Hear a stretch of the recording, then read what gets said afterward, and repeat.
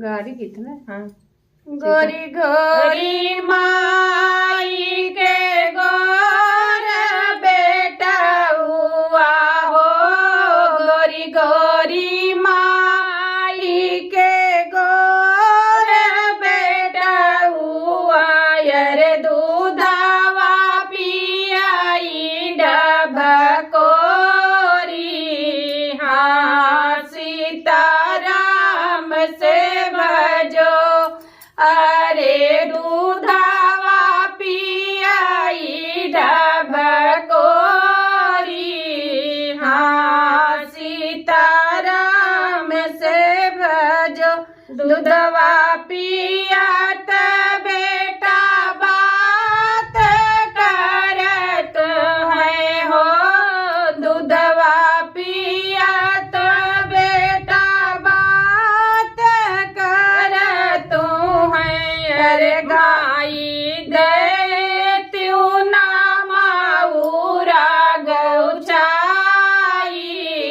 हाँ सीताराम से भजो, माई दे त्यू नामाउरा गचाई। हाँ सीताराम से भजो, लागई मोरे बेटा जेठवाया साढ़वा हो, लागई मोरे बेटा जेठवाया साढ़वा। अरे बाई ठई दासु घर सोनारवा। हाँ सीताराम से भजो, डरे बाई ठई दासु घर सोनारवा।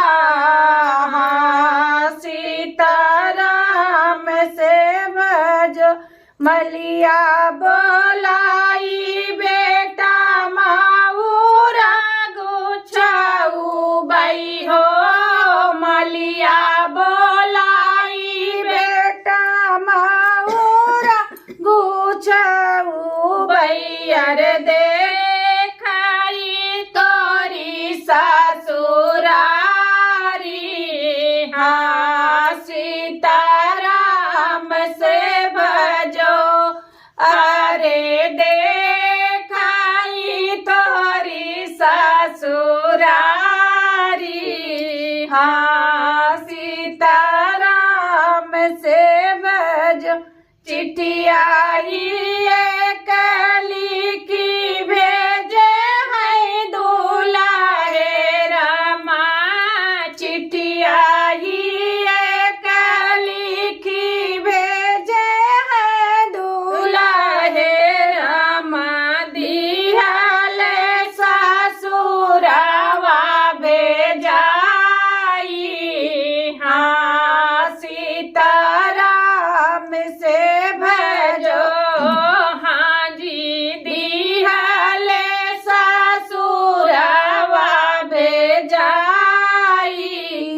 हाँ सीताराम से भजो, अपनी निखोरिया ससुरु, अपनी निखोरिया ससुरु सकई बाटोरा हो, अपनी गालियावा ससुरु सकई बाटोरा।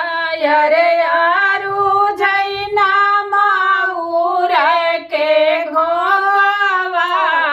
हाँ सीताराम से भजो, यारू झैना माऊरा के घोपावा। हाँ